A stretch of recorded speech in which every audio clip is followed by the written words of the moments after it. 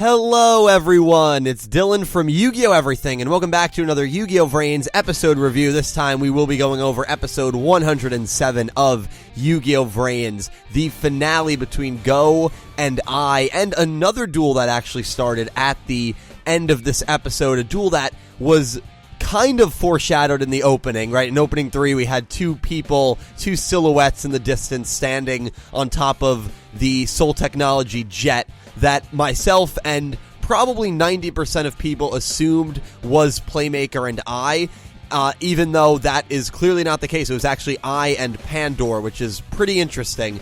So those two are in the middle of dueling as of the conclusion of this episode. I will talk about that a little later on, but before we get to that, let's get to Go and I. Generally speaking, what did I think about the episode?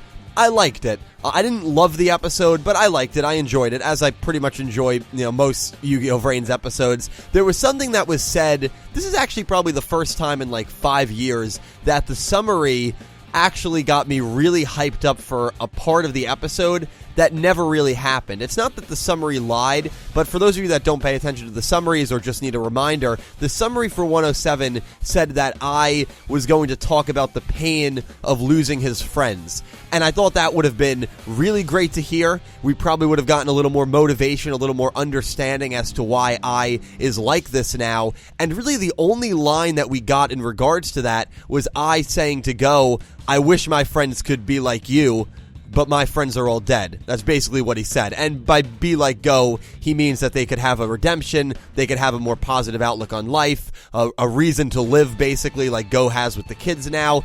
Basically a redemption arc. That's at least how I inferred that scene. But I expected there to be more dialogue there. I expected it, especially because that was one of like 2 sentences, because the summaries don't give a lot, but that was one of 2 sentences for the 107 summary. So I was waiting for that. I was waiting for that dialogue. I thought it would at least last a minute.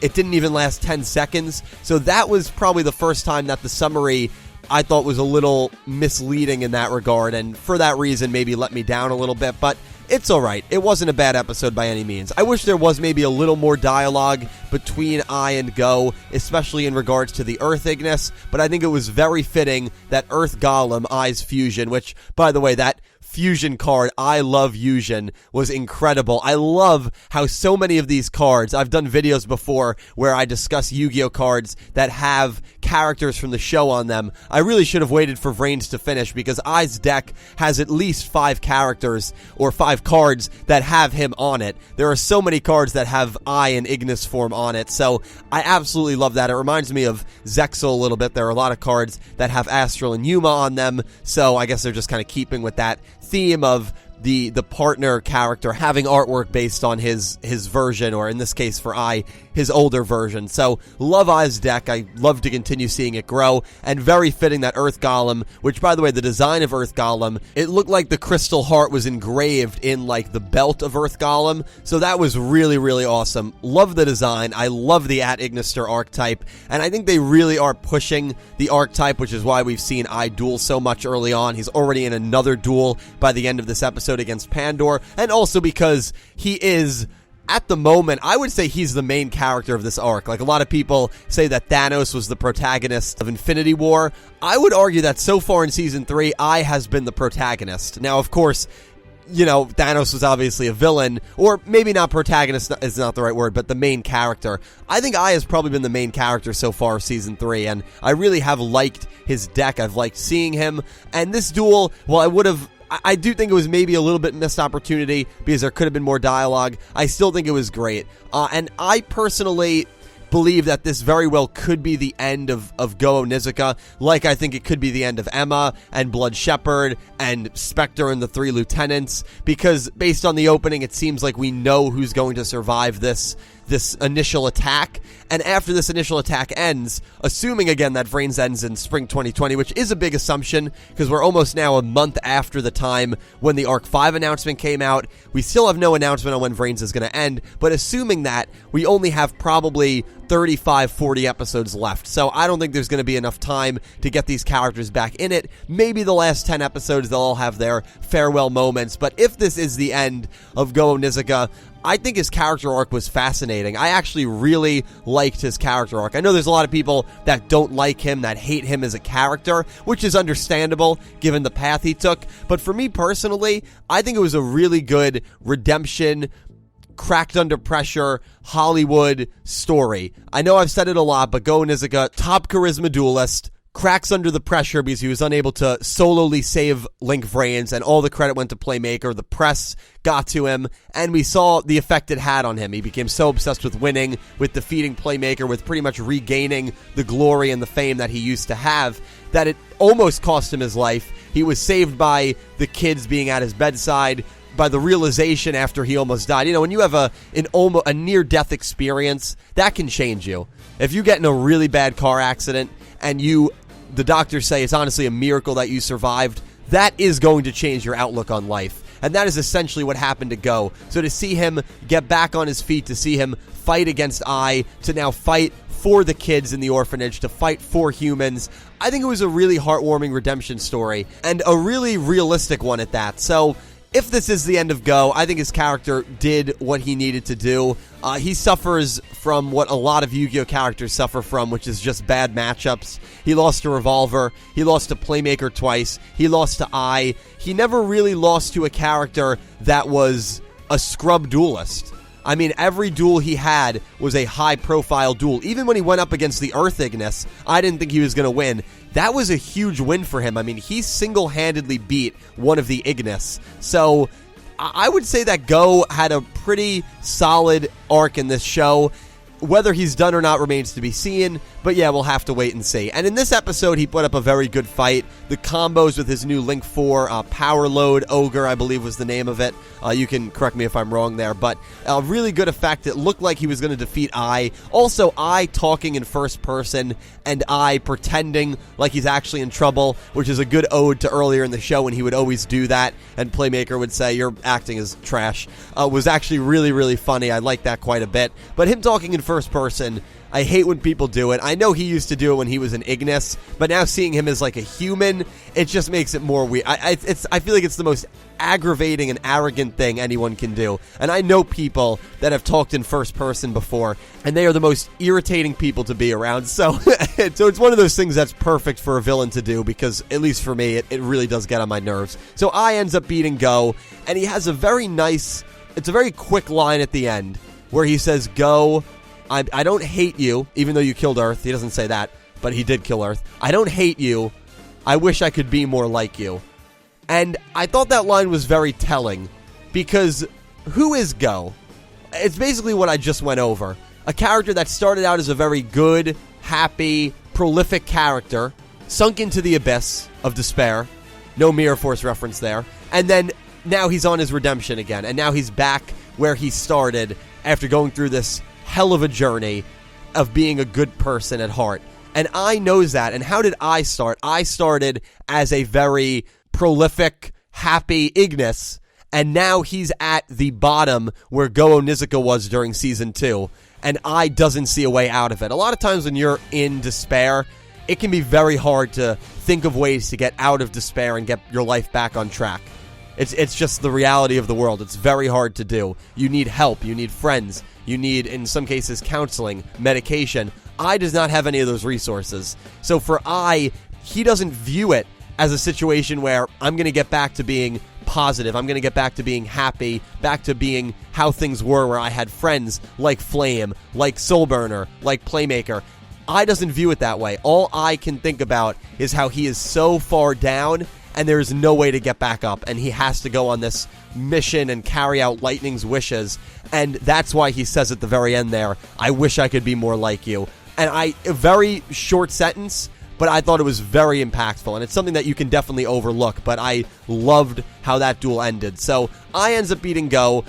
They go to the main room, I and Robapi. They get there before Playmaker, Revolver, and Soulburner do. Now, we as the viewer think the Zizens are in this room, but they've been broadcasting actually from the ship.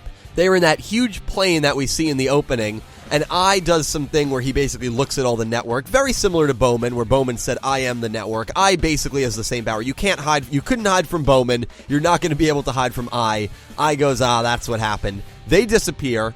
right before Playmaker, Revolver, and Soulburner get there. Revolver knew exactly what was going on. I'm sure he probably talked to Akira about it. I'm sure they made plans about it. Revolver always trying to stay one step ahead of everything, which I love.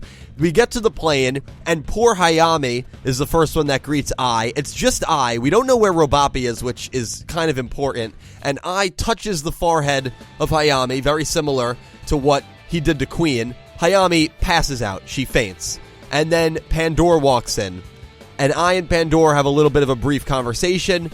Ai says a pretty funny catchphrase, let's take this outside. And then we see them on top of the plane, and he's like, man, I always wanted to say that. I do love how he still, even though he is the villain, he still has that sense of humor, which I'm glad he has not lost touch with.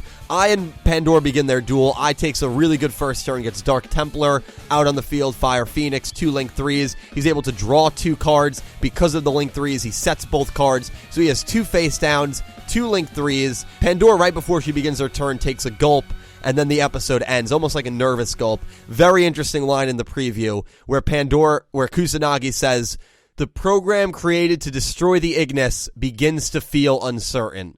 And again, we've all talked about how we all believe that Pandora at some point will probably join Ai because she is an Ignis, or not an Ignis, but an AI, and that just seems to be the route they're going, where it's going to be AIs versus humans. And even though Pandora is on the team of Revolver right now, and maybe Ai's programs won't work on her, something that might work on her is Ai's words. Ai is a very suave talker, and I'm sure he's going to try to get through to her in this episode to kind of reprogram her like he did with Robopi, where he forced Robopi to watch all of the cherry-picked horrific examples of humanity. I'm sure he's probably going to have the same motivation for Pandora here to try to add a member, a very talented AI artificial intelligence member, someone who's already on the inside of Team Revolver and Team Playmaker, almost get like a spy, if you will. So that'll be interesting. I'm really excited to see how that duel plays out. But yeah, all in all, good episode. I think, the show is really going quickly. You know, the arc is really speed when a duel ends and then another duel begins in that same episode. Yugioh usually likes to reserve 1 duel per episode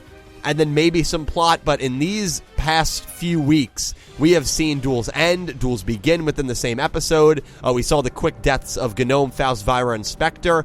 We have had a slaughtering so far, ladies and gentlemen. We have had 7 characters killed off in a matter of 3 episodes. The 4 I just mentioned, Emma, Blood Shepherd, and now Go Onizuka. We have had a bloodbath in Yu-Gi-Oh! VRains, and I do think they are trying to rush to the point where Ai takes over Soltis and maybe takes over Soltech by getting that key from Akira Zaizen. But we will just have to buckle in and enjoy the ride. So, yeah, that's going to be all my thoughts on episode 107. Really excited to hear from all of you and what you thought about this episode and this duel. If you want more Yu-Gi-Oh! VRains discussion tonight at 10:30 p.m. EST, Wednesday, July 3rd, we will be doing Talking Yu-Gi-Oh! Into the VRains. I will be going on vacation Saturday to Thursday, so we cannot do it at our normal time on Saturday. So if you have nothing going on late at night on this beautiful Wednesday afternoon or Wednesday evening or Thursday morning, wherever you are living in the world, definitely check out that stream when it goes live, because me and some friends will be talking about this episode and all things Yu-Gi-Oh! Life and Yu-Gi-Oh! VRains. I don't know why I put life between Yu-Gi-Oh! And Yu-Gi-Oh! VRains, but you get the point. A special thank you to my Platinum tier patrons, Alexa Baker, Glen McGookin, Jorge Carrillo, James Rose, Samuel Stark, Thomas Adderley, Horace Maye, Goosey Q, Vincent Van Der Veen, Jordan Osceola, Smith620, RedEye, and FrostReaper, and to my Diamond tier patrons, Garrett Palmer and Jesse Wood, and to my Egyptian God tier patrons, Chris Swan, Syn Cloud, Matthew Kennedy ×2, and Joss Rivers. A huge thank you to everyone who supports me over on Patreon. We are very close to reaching the final goal of the channel, which is absolutely absurd. So from the bottom of my heart, thank you to everyone who supports me over there, and thank you to everyone who just watches these videos, because without you guys, I would not be able to do this. Thank you all so much for watching. I really hope you enjoyed. I will talk to you down below, and I hope you have an amazing day. Logging in, it's time to conquer all my dreams.